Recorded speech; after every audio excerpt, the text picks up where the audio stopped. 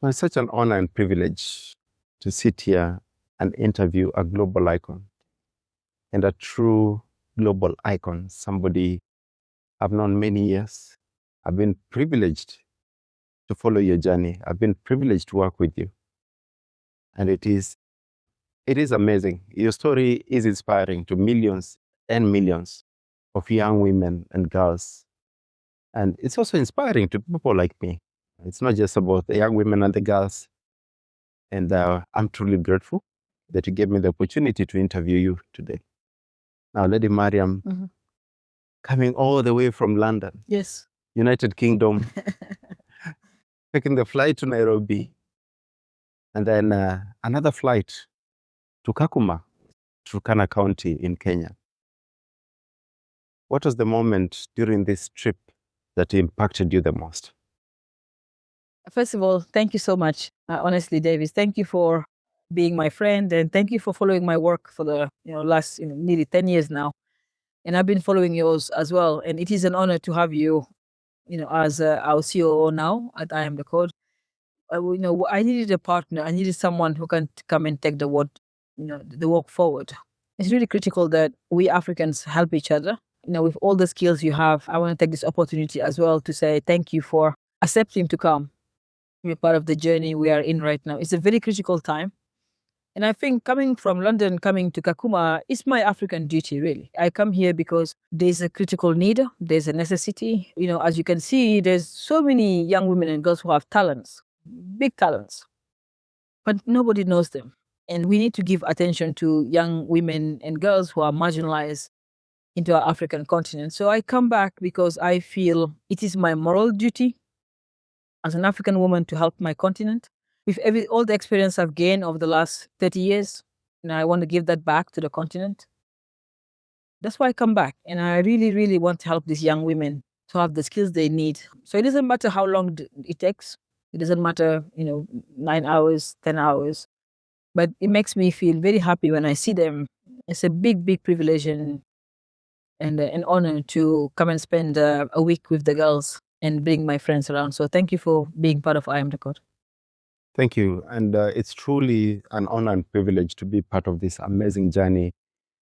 And really, what's going to be an amazing story, a global story by 2030. It's not just going to be myself and yourself telling this story. I think on that global pedestal and that global platform, we'll see girls, we'll see young women who've gone through a transition and complete transformation, telling their story, telling the story of their community, and really talking about a journey of resilience and a journey of transformation. It was amazing and mind-blowing just to see the smiles. Oh, wow. Yeah. So. As we drive into places, the girls are there, you can see the smiles. Lady Mariam, welcome back. Yes. That was mind-blowing for me, really, because it just made me realize how you're touching the hearts and minds of these young people. For someone who's never been to Kakuma, Yes. How would you describe the energy, the resilience that's really coming from these girls, and how is it inspiring you to even do more? Kakuma is a refugee camp. It's a refugee camp, to be honest. It should never exist, but it's a refugee camp. We're here now, and the Kenyan government and the Kenyan people are so kind to have given hospitality to refugees.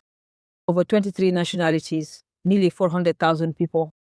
And this is in African land, So we're all Africans, and they live in Africa, and they live in Kenya. And so it is really a shame to have these people in this place because it's very hard, it's tough. And thanks to UNHCR, who are the custodian of the refugees.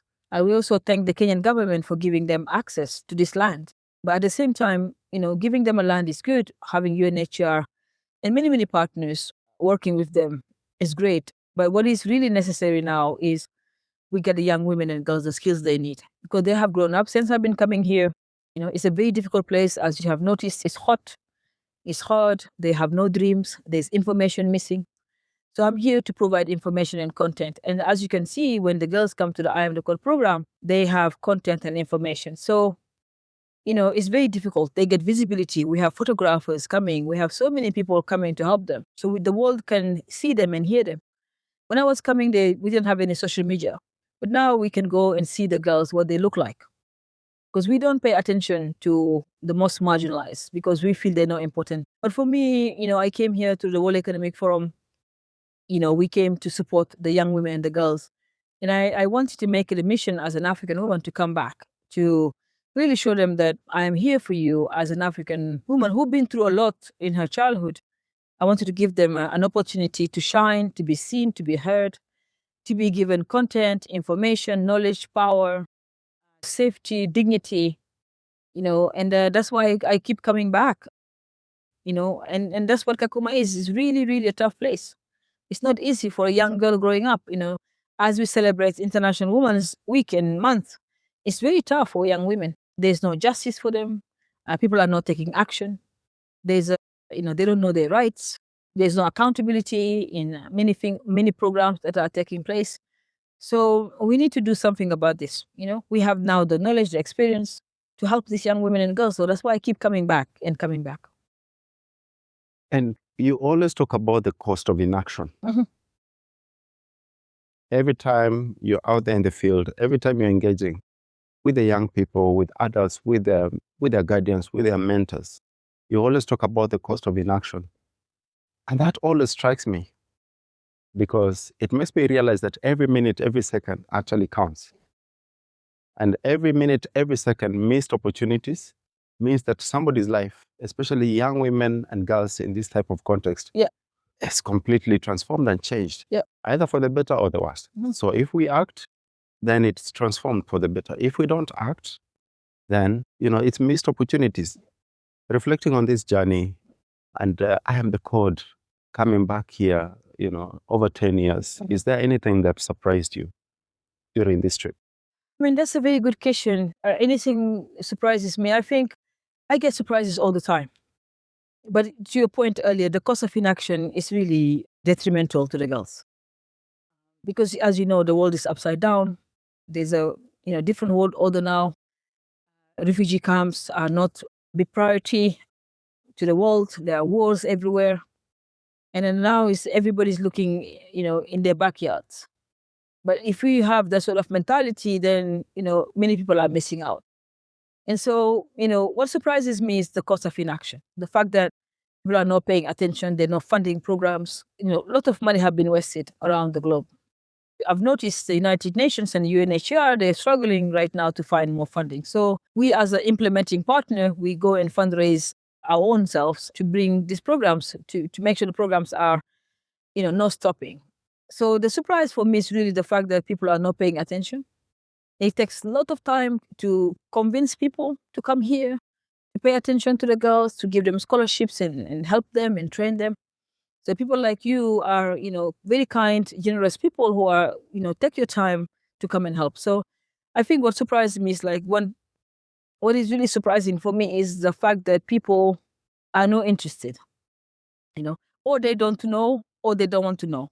And everybody have their own priorities. So the Kakuma girls are left behind, and boys as well. So many programs have died out because of lack of funding. And so we really think that maybe this podcast will help people mobilize resources and help the United Nations and help organizations like iamtheCODE, who are really making huge impact in the life of young women and girls here. That's truly, truly remarkable.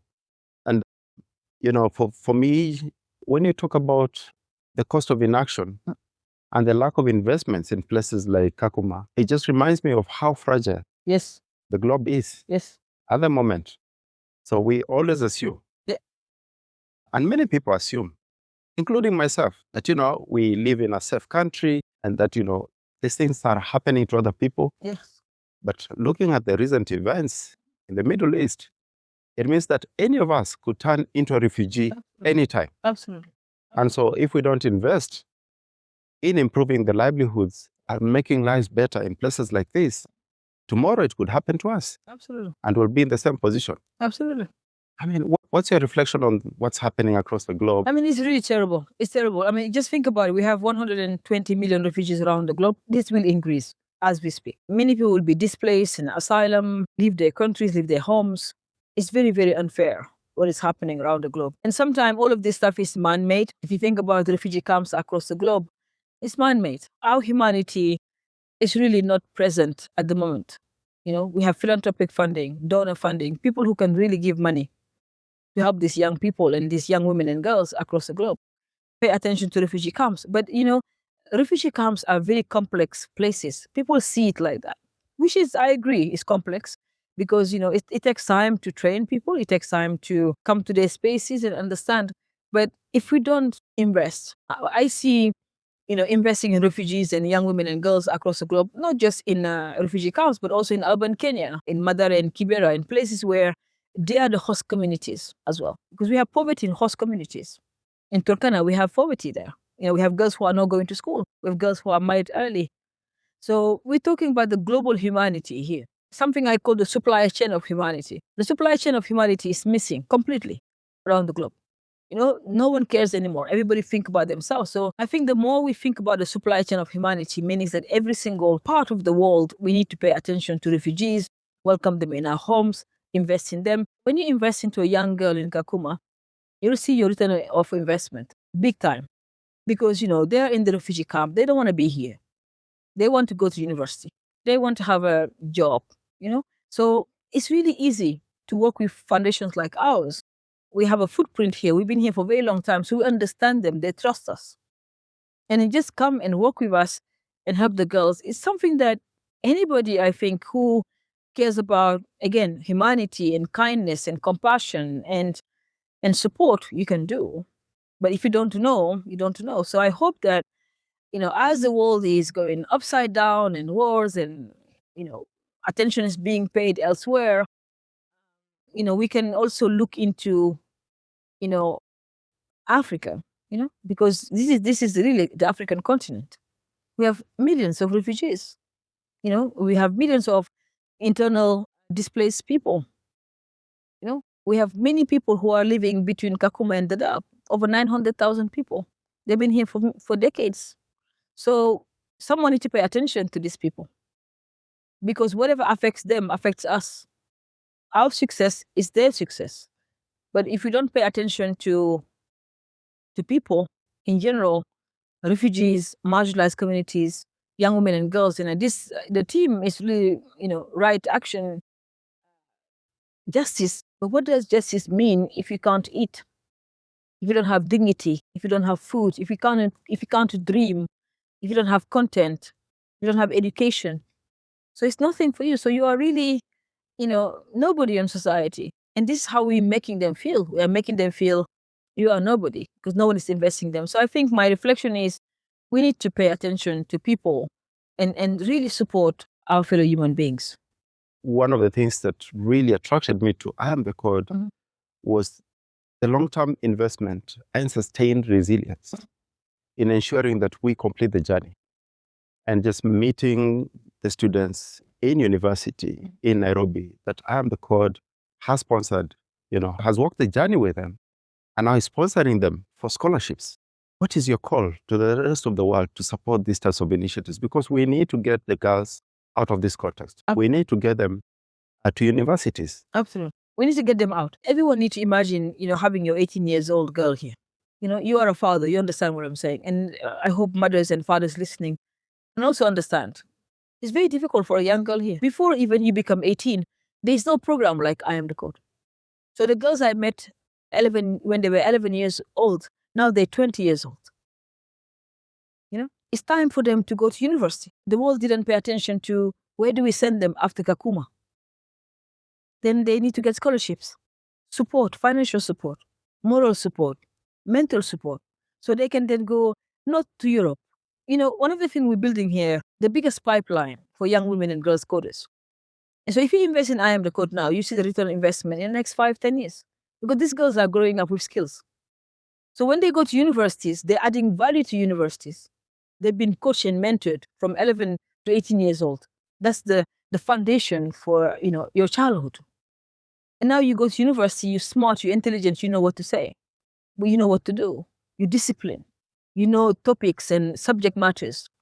And then you then finish your university, you get a job. And we all know, although we talk about the labor market and jobs, having skills are really critical. So I think we have an amazing program that have designed the entire pathway for the girls. I call it the journey of the girl.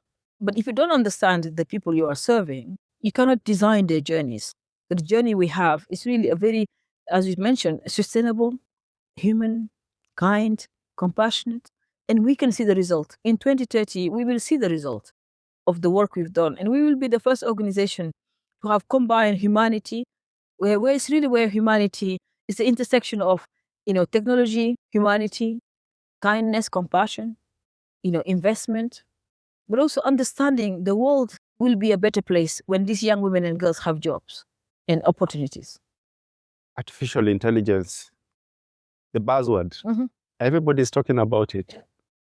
Every meeting you go to, every conference you go to, and you've been in the tech industry for so long. You've interacted at different levels, national, community, global, as an emerging technology, which is really taking over a lot of different aspects of livelihoods. What is iamtheCODE doing at the moment, really, to ensure that young women, young girls, and women across the globe really come together to leverage this opportunity that comes with AI? That's a very good question. I mean, first of all, just look into STEM subjects. People don't understand STEM subjects. There's no art and design. We don't invest in those kind of things around the globe. And we have not built, like I said, the pipeline for young women and girls coders. There are many coding programs around the world, but the consistency iamtheCODE has put into the market is building the pipeline. And then now AI came in.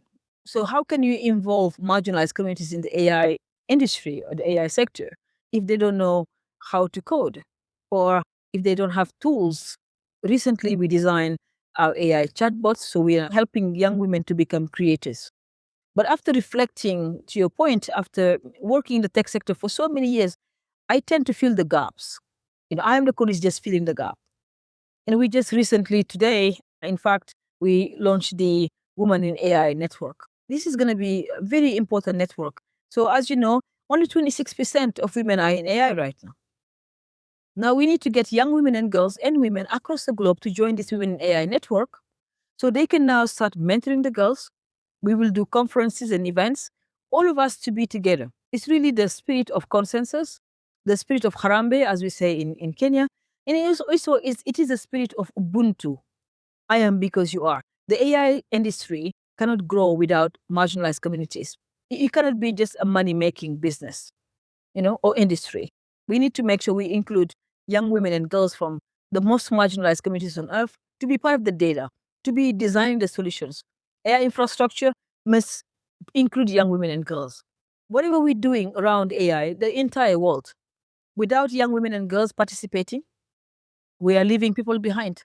It's going to be another era where we forgot the most marginalized on earth in these solutions. So it's very, very urgent that we get young women and girls and women who are expert in AI to join iamtheCODE and join this Women AI network that we've launched here in Kenya, in Kakuma, which is the best place to launch a Women AI network. Because these young women you see, they'll become women.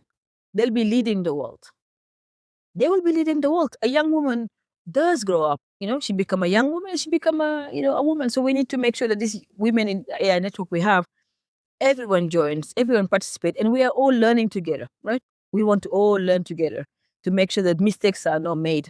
Inclusion exists, funding exists, young women and girls participate in building solutions, creating them, rather than just consuming them. And iamtheCODE global digital platform. Absolutely, I know you like it.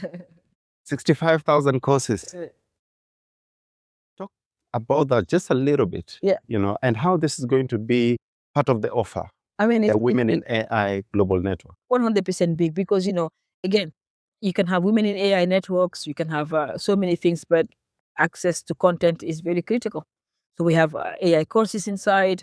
We partner with global companies who are really, really kind in giving us the AI courses and with certifications included. So I think what will be really critical here is that although we have the Women in AI network, we invite women to come and take courses, AI courses, and to really have certifications. So now, rather than just going to conferences, listening to speakers, you can actually now, request to have access to the iamtheCODE content. Then everything is really set for you to learn a skill, which is an AI skill. Amazing, really amazing. What's your parting shot to the rest of the world, witnessing this work firsthand? What's that message that you'd like to share with people around the world? Because ultimately it's about investing in the foundation and investing in girls and women's education, and working with young men and, men, Yes. really to be part of this journey. Yes. So what's your parting shot? I mean, first of all, thank you so much for having me doing this interview. I think there are three things really I want the world to pay attention to. One, they need to, look into iamtheCODE, because we have not invested in marketing and PR. But we have demonstrated, 10 years of impact. So really look at us as, you're a partner for impact. That's very important. The second, we're looking for people to join the iamtheCODE Foundation. We have 4 years to go to reach the 1 million women and girls coders. We can do this together as a community, as partners, and I think the last point is spend some time mentoring the girls. There's somebody out there in your company, in your business, that could spend an hour or two with a girl a week. It really doesn't take long, right? And so really mentoring the girls, forming a partnership with us, talking to you, talking to many people to build the relationships. And I think any company in the world who really wants to support girls, mentor them, guide them, share the expertise, share the experiences, will really find this program extremely fulfilling, because I've seen it from my own perspective. The Kakuma girls, the refugees, have changed my life. And by just giving them little knowledge, little information, they give you so much more that you ask for. So, and I think that it is we're now at the intersection of humanity, as I said earlier, investment in technology, where we cannot just think about tech. We cannot just think about investment. We need to think about humanity. At iamtheCODE, we try to bring the humanity in the boardroom, where people can think differently, act differently, and then think about young women and girls who are in their millions across the globe, who need one single mentor to just spend 1 hour a week with her or him, just share. And you'll see the impact you will have in your own self as a healing process, but also, the impact, the legacy you can leave around those. So that's my parting message for whoever's watching this video, to really look into iamtheCODE and join us, join the movement, help the girls, sponsor them, support them, and think about, what we can do together as a community. Wow. There is no better time to be part of the code journey. And I'm so privileged, really, that you could find time to join me for this interview. It's truly amazing. And as we look into the future, we're inviting the world, ladies and gentlemen, young people, everybody out there listening and watching this video.